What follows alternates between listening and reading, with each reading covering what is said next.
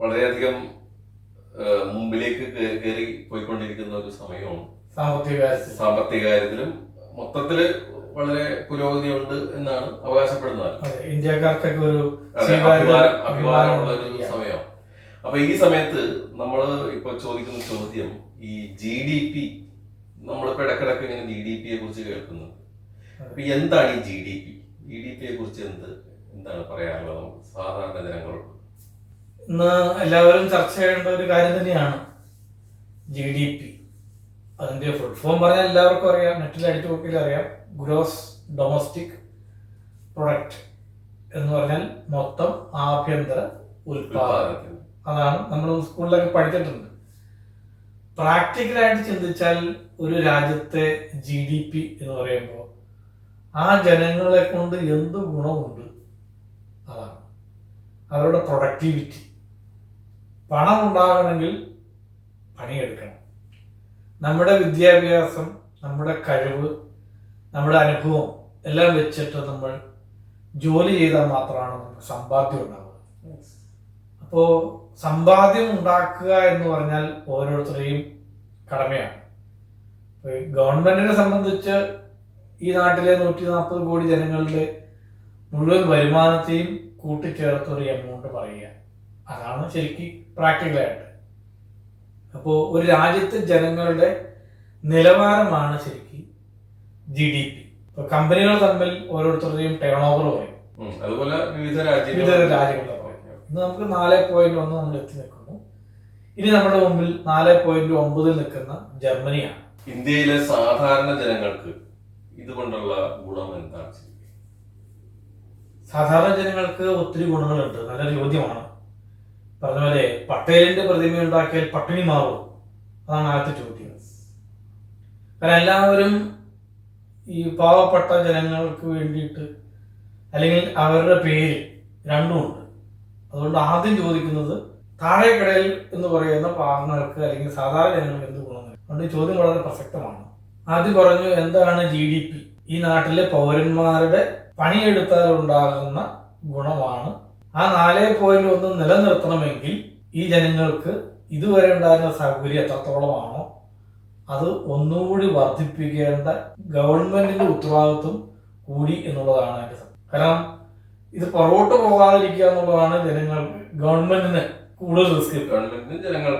ജനങ്ങൾക്ക് നിലവിൽ ഇന്ത്യയുടെ GDP എന്താണ്, എങ്ങനെയാണ്? കാർഷിക മേഖല ആയതുകൊണ്ടാണ് മറ്റുള്ള എല്ലാ രാജ്യങ്ങളും പല സമയത്തും സാമ്പത്തികമായി അടിപതറിയപ്പോഴും നമ്മൾക്ക് നിലനിൽക്കാൻ കാരണം പട്ടിണി മാറണമെങ്കിൽ, ആഹാരം കഴിക്കണമെങ്കിൽ കൃഷി ചെയ്ത വിഭവങ്ങൾ വരണം. അതിന് നമുക്ക് പരിപൂർണ ഗ്യാരണ്ടിയാണ്. അതിനെ എങ്ങനെയാണ് വ്യാവസായികവൽകൃതമായി മാറ്റുക എന്നുള്ളതാണ് പുതിയ ചിന്ത.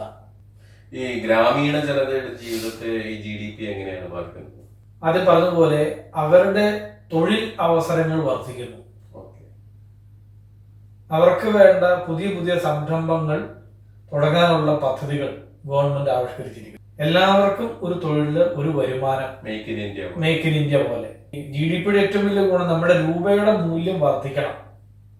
പെട്ടെന്ന് വർദ്ധിച്ചാൽ അതെങ്ങനെ നമ്മളെ ബാധിക്കുമെന്ന് അറിയില്ല. എങ്കിൽ പോലും അത് മെല്ലെ വർദ്ധിക്കണമെങ്കിൽ ആഭ്യന്തര ഉൽപാദനം കൂട്ടണം. അതിന് വിദേശ വിപണി കണ്ടെത്തണം. ഡോളർ ഇന്ത്യയിലേക്ക് വരണം. ഇപ്പൊ നമ്മൾ പർച്ചേസ് ചെയ്തുകൊണ്ട് രൂപ വെളിയിലേക്ക് പോകുന്നു, നമുക്ക് കാര്യമില്ല. നമുക്ക് നമ്മളുടെ സാധനം വിറ്റ് പണം ഇങ്ങോട്ട് ഒഴുകിയാൽ നമ്മൾ രക്ഷപ്പെടും. അതാണ് ശരിക്കും ഗ്രാമീണ ജനങ്ങൾക്ക്. നമുക്ക് ഓരോ ഗ്രാമത്തിൽ നിന്നും സാധനങ്ങൾ ഉണ്ടാക്കി എക്സ്പോർട്ട് ചെയ്യാൻ നമുക്ക് സാധിക്കും. ഗ്രാമീണ ജനതയുടെ GDP വളർച്ച മുരടിച്ചത് ഇതുകൊണ്ടാണോ? മുരടിക്കാൻ ഒത്തിരി കാരണങ്ങളുണ്ട്. പ്രധാനപ്പെട്ട കാരണം നമ്മുടെ ഒരു ചിന്താഗതി, അതുപോലെ ദാരിദ്ര്യം എന്നുള്ളതൊരു വലിയ ഘടകമാണ് ഗ്രാമങ്ങളിൽ. ദാരിദ്ര്യം 2 തരത്തിലുണ്ട്. ഒന്ന് മാനസിക തലത്തിലുണ്ട്. പക്ഷേ ചില ആളുകളുണ്ട് അധികം സാമ്പത്തികമൊന്നും ഉണ്ടാവില്ല, പക്ഷെ ഉള്ളത് കൊണ്ട് ഓണം പോലെ എന്നൊക്കെ പറയുന്ന പോലെ നല്ല റിച്ചായിട്ട് നടക്കുന്നവരുണ്ടാവും. പക്ഷെ എന്തെന്നാലും ദാരിദ്ര്യം നമ്മളെ അഡ്രസ് ചെയ്യേണ്ടിയിരിക്കുന്നു കാര്യമായ രീതിയിൽ. അതാണ് ഒരു പ്രധാനപ്പെട്ട കാരണം. അത് മാറിക്കിട്ടണമെങ്കിൽ അവരുടെ പേരിൽ രാഷ്ട്രീയ പാർട്ടികളുണ്ട് പാവങ്ങൾക്ക് വേണ്ടി എന്ന് പറയുന്നു. പാവങ്ങൾക്ക് വല്ലതും കിട്ടുന്നുണ്ടോ എന്നുള്ളത് ഏത് രാജ്യം വന്നാലും പണ്ട് ഇ കെ നായനാർ പറഞ്ഞ പോലെ പട്ടിണിയും വിവരക്കേടുമാണ് രാഷ്ട്രീയ പാർട്ടികളുടെ നിലനിൽപ്പ്. എല്ലാ പാർട്ടിക്കും അതുകൊണ്ട് അതുകൊണ്ട് അത് മാറണം ഒന്നാമത്. പിന്നീട് വിദ്യാഭ്യാസം എല്ലാവർക്കും ഉണ്ട്, പക്ഷെ ജോലി കിട്ടുന്നില്ല, കാരണം അതിന് സ്കില്ലില്ല. അതുകൊണ്ട് കേവലം ഒരു ഷോറൂം വണ്ടി പോലെ ഡിഗ്രി കഴിഞ്ഞാൽ ഡിഗ്രി മാത്രം, അത് കഴിഞ്ഞ് ഒരു സ്ഥാപനത്തിലേക്ക് ജോലിക്ക് ചെന്നാൽ സ്ഥാപനത്തിലേക്ക് ജോലിക്ക് എടുക്കുന്നത് അവരുടെ കാര്യങ്ങൾ ചെയ്യാൻ വേണ്ടിയിട്ടാണ്. അതിന് കേപ്പബിലിറ്റിക്ക് എക്സ്ട്രാ സ്കിൽ വേണം. അങ്ങനെയുള്ള സ്കില്ലിന്റെ കുറവ് നമുക്ക് കാര്യമായിട്ടുണ്ട് ഉണ്ടായത്. മറ്റൊരു കാരണം വ്യാവസായിക പുരോഗതിയുടെ ഏറ്റവും വലിയ ഘടകങ്ങളാണ്: ഒന്ന് റോഡ്, 2 കമ്മ്യൂണിക്കേഷൻ, 3 ഇലക്ട്രിസിറ്റി, വാട്ടർ, വെള്ളം. അടിസ്ഥാന സൗകര്യങ്ങളിൽ വീഴ്ച വന്നാൽ ജനങ്ങളെ വെറുതും വോട്ട് കിട്ടുന്ന ഒരു യന്ത്രമായി മാറിയിരുന്നു. ഇനി അത് നോട്ട് കിട്ടുന്ന യന്ത്രമാക്കി മാറ്റിയാൽ ഏത് ഗവൺമെന്റിനും നമുക്കത് വിജയിപ്പിച്ചെടുക്കാൻ പറ്റും. ഈ GDPയുടെ ഇതിന് MSMEയുടെ റോൾ എന്താണ് ശരിക്കും? MSMEക്ക് കാര്യമായിട്ട് റോളുണ്ട്. 2020 കൂടിയിട്ട് പരിപൂർണമായി MSME മിനിസ്ട്രി രൂപീകരിക്കപ്പെട്ടു. ജനങ്ങൾക്ക് ഒരു സംരംഭം തുടങ്ങണമെങ്കിൽ ഏറ്റവും ആദ്യം വേണ്ടത് പണമാണ്.